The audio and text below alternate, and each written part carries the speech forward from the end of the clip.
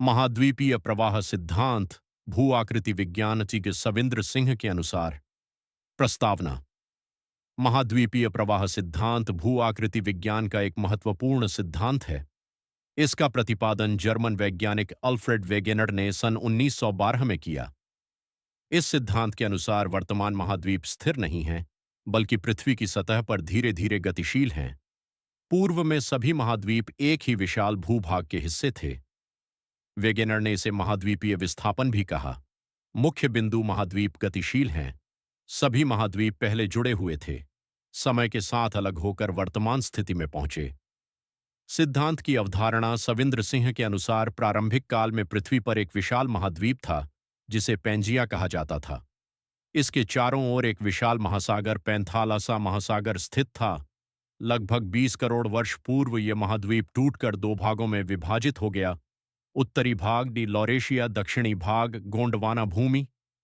इसके बाद ये भाग छोटे छोटे महाद्वीपों में विभाजित होकर वर्तमान महाद्वीपों के रूप में विकसित हुए। समय क्रम लगभग 30 से 25 करोड़ वर्ष पूर्व, पैंजिया का अस्तित्व 20 करोड़ वर्ष पूर्व, पैंजिया का विभाजन 10 करोड़ वर्ष पूर्व, महाद्वीपों का और विखंडन वर्तमान। महाद्वीप अपनी वर्तमान स्थिति में महाद्वीपीय प्रवाह के प्रमाण। सविंद्र सिंह ने वेगेनर द्वारा प्रस्तुत प्रमाणों को निम्न प्रकार स्पष्ट किया है। 1.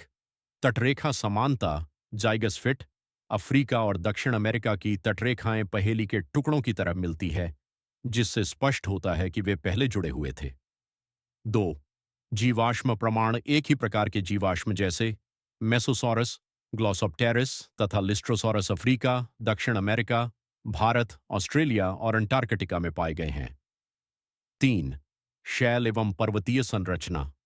समानता विभिन्न महाद्वीपों की चट्टानों की आयु, संरचना तथा पर्वत श्रेणियों में समानता मिलती है।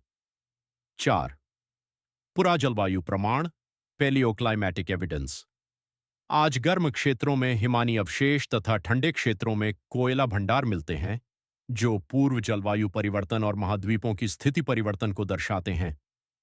प्रवाह के कारण वेगेनर ने महाद्वीपों के खिसकने के कारण निम्न बलों को माना। पृथ्वी का घूर्णन बल, सूर्य एवं चंद्रमा के ज्वारीय बल।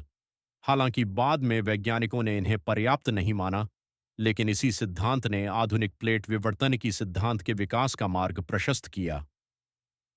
भू आकृति विज्ञान में महत्व पर्वत निर्माण की व्याख्या में सहायक भूकंप एवं ज्वालामुखीय क्षेत्रों की समझ, महाद्वीपों एवं महासागरों की उत्पत्ति की व्याख्या, पृथ्वी की संरचना एवं गतिशीलता को समझने में सहायक निष्कर्ष। सविंद्र सिंह के अनुसार महाद्वीपीय प्रवाह सिद्धांत ने पृथ्वी की गतिशील प्रकृति को समझने में महत्वपूर्ण भूमिका निभाई। यद्यपि बाद में इसमें संशोधन हुए, फिर भी यह आधुनिक प्लेट विवर्तनिकी सिद्धांत की आधारशिला माना जाता है।